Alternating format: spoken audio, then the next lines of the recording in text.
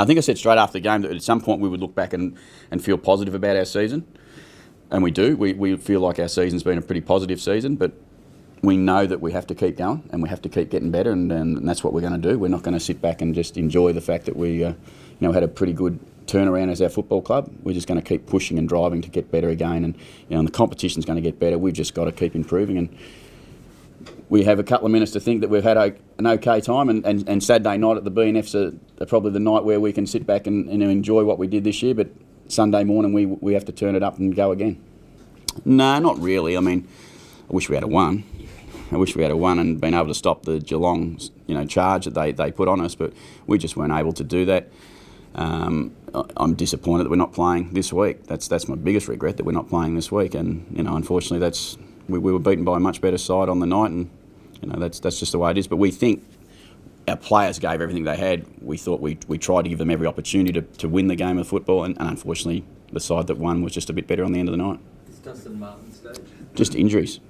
John just hasn't had the chance to perform to the level he knows he can, and that we think he can perform at.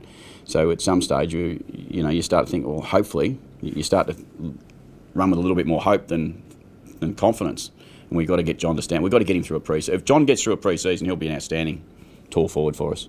But there's some doubt because his body hasn't been able to do that.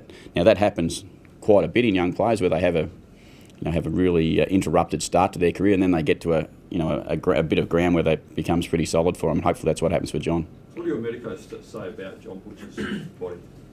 Oh no, he's in reasonable shape now. He's had to work through the big hip operations last year, which really did restrict his pre-season. The whole saying, you don't get a decent pre-season, you end up having a pretty tough season, and John was an example of that.